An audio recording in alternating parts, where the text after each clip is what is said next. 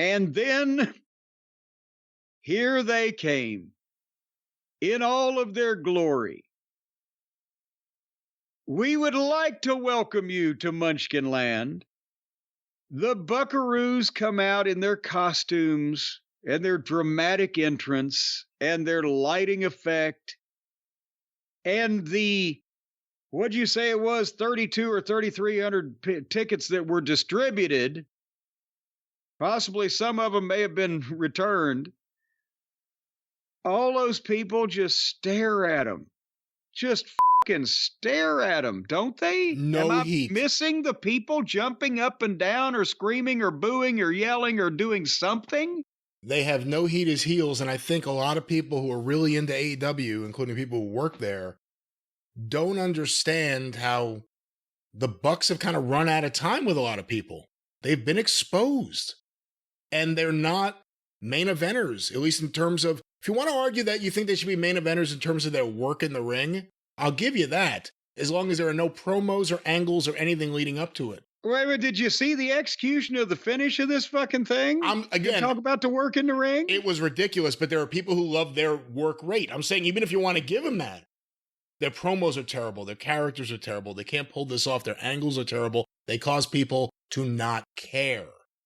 They are not a net positive to AEW, and one day they'll understand it, one day they'll see it. Well, the crowd stared at him. They wrestled Christopher Daniels and Matt Sydal. Jungle Jackoff was on color, and his first words when they spoke to him were, "You're goddamn right." So now we're getting goddamn on just in a throwaway line by a fucking inept fucking talent on color instead of, hey, network, can we say that? I don't know. Perhaps the button guy called in sick on this night because the same network was trying to bleep shit as best they could a couple weeks ago, but they missed this. I don't know. And the Buckaroos won the match, and to add insult to injury, we not only had to watch them wrestle, but then we had to hear them talk. And Matty does the fake promo where he fires Christopher Daniels.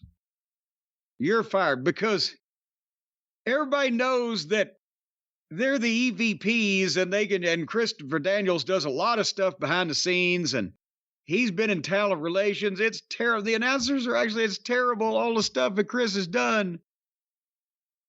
Dipshits, the smart audience that you're catering to here, unless you're really firing Chris Daniels, they're going to know within a space of a few weeks when he still keeps showing up for work. Is my logic flawed here, Brian? The fans in the building reacted really well to Christopher Daniels. And it is important to remember, and I'm not a fan of his, but it's important to remember he was a pretty well-used guy on TNA TV for a long time when they had a lot of viewers. And he also was, for years, was one of the most talented guys in the ring on any of the independents. And the people respect him. And that's why they're trying to get some heat off of a fucking guy that the fans actually like. But go ahead. But the problem is the fans like him, and they tried to get heat off him by firing him, a guy that you've never seen in this role on this TV show ever. So they have to tell you, he has this job that you didn't know about that we're about to fire him from. Because how else would the people watching this show know that the guy who has not been on this show in forever, who's having a match, who the fans are reacting to, is a executive behind the scenes? Why would anyone know that? They wouldn't. So then they fire someone who hasn't been on TV forever. They have no heat, so the fans don't give a shit about anything they do or believe it because it's unbelievable because they can't pull it off. You know, when Bischoff was being a dick to Randy Anderson, you believed it. You believed it. Yes. Does anyone believe any of this stuff with the Bucks? Not at all. So Christopher Daniels got fired. Is it going to matter? I mean, this is after they beat up Tony Khan and put Kenny Omega in the hospital.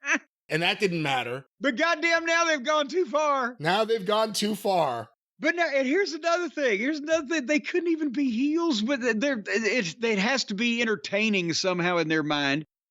But they fired Christopher Daniels, but said, "Don't worry, you're going to get a check for your full salary for the next 30 days." Like, that's a fucking great, the point is, before 15 years ago, and still in many places, if you got fired in the wrestling business, your last check was yesterday, motherfucker. Take it or like it. The 30 days is charity in the wrestling business, and they're trying to get heel heat off of that. And again, why can they do this? They have an ironclad contract they can't be fired from, so they beat up the owner of the company, but also they can do anything they want within the company, and the owner can't do anything? Well, of course. Isn't he producing remotely? Isn't he producing remotely? Why couldn't he get on the headset?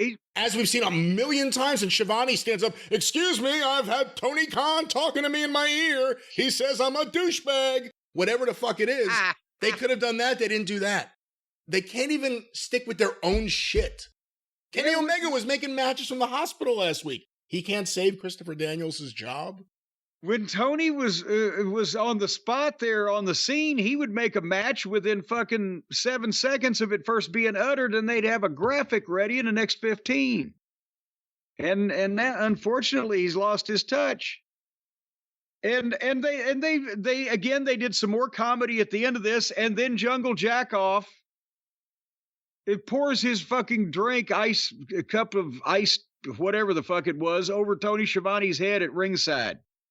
And Tony has to do and he called him a son of a bitch. Oh, and call him a son. So now we get the announcers cursing. And by the way, I think Schiavone could take Jack Perry. I put my money on Schiavone. He's 60-something years old against Jack Perry. Towers over him. But it's like, this is, I know DX in 25 years ago was playing to the adolescent, prepubescent, or stunted emotional growth of the average American male or whatever. But these, they don't fit the look, first of all, and they don't look like they got out of fucking grade school. And